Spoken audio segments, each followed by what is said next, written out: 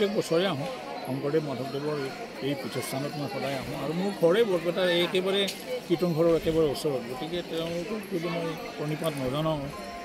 মানে মোৰ নিজৰে অলপমান যেন আধৰুৱা হৈ থাকে গতিকে সদায় আহোঁ সদায় ভগৱানৰ ওচৰত প্ৰাৰ্থনা কৰোঁ মহাপুৰুষ শংকৰদেৱ মাধৱদেৱৰ এই যিটো আমি সদায় বৰপেটাবাসী সদায় গৰ্বিত ইয়াৰ কাৰণে আমি গৰ্বিত যে শংকৰদেৱ মাধৱদেৱৰ ইয়াতেই ইমান বছৰ ধৰি আছে থাকি তেওঁলোকে তেওঁলোকৰ ধৰ্মীয় লগতে যিটো সংস্কৃতিবান আমাৰ সমাজখনক কৰিছে এই সংস্কৃতিবান কিন্তু সাংঘাতিক এই বস্তুটো কেতিয়াও নহয় আৰু হ'ব মানে যেতিয়ালৈ চন্দ্ৰ সূৰ্য থাকে যেতিয়া শংকৰ মাধৱদেৱৰ যিটো কীৰ্তিমান সেই সদায় থাকে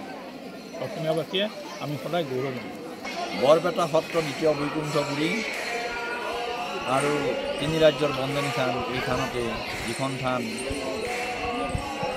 প্ৰতিষ্ঠা কৰিছিলে মহাপুৰুষ মাধৱদেৱে আৰু সেই মাধৱদেৱৰ আজি 428 সংখ্যক তিথি মহোৎসৱ বৰপেটা সত্ৰৰ যি তিথি মহোৎসৱ এই সম্পূৰ্ণ সত্ৰীয়া পৰম্পৰাৰে কৰি অহা হৈছে আৰু বিশেষভাৱে তিৰোধান হোৱাৰ পিছত বৰপেটা সত্ৰৰ প্ৰথম সত্ৰাধিকাৰ মথুৰা দাস বুঢ়াতাই 10 দিনীয়াকৈ এই তিথি মহোৎসৱ কাৰ্যসূচী পালন কৰিছিল আৰু এই 10 দিনীয়া তিথি মহোৎসৱত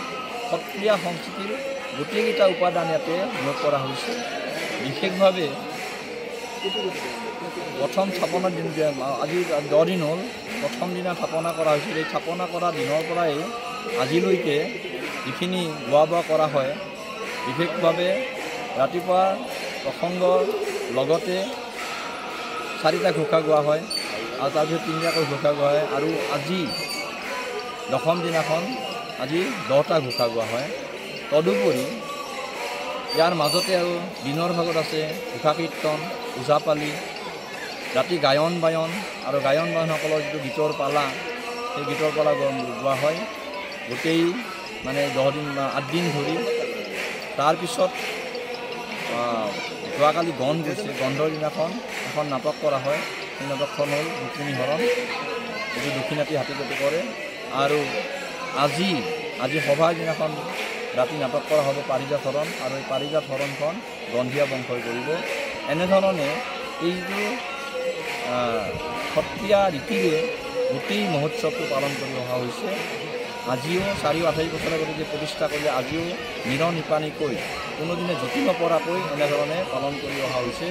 আৰু এই মহোৎসৱটো পবিত্ৰ মহোৎসৱ বৰপেটাবাসীৰ বাবে বৰপেটা সত্ৰ নিবাসীৰ বাবে গতিকে বৰপেটা সত্ৰবাসী ইয়াতে উজাৰি দিয়ে ৰাতিপুৱাই আহি সেৱা লোৱাৰ লগতে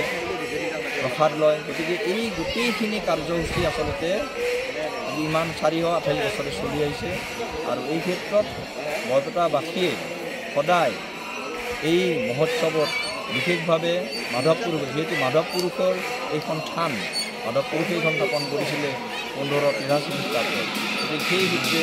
মাধৱপুৰুষক অগ্ৰাধিকাৰ দিয়া হয় দুজনা গুৰু বুলি কোৱা হয় সেইকাৰণে সেই দুজনা গুৰুকে অগ্ৰাধিকাৰ দিয়া হয় আৰু সেই গুৰু দুজনাই যি আদৰ্শেৰে প্ৰতিষ্ঠা কৰি থৈ গ'ল সেই আদৰ্শেৰে আজিও বৰপেটা সত্ৰ চলি আছে আৰু কীৰ্তন মহোৎসৱ তেনেকৈ চলি আছে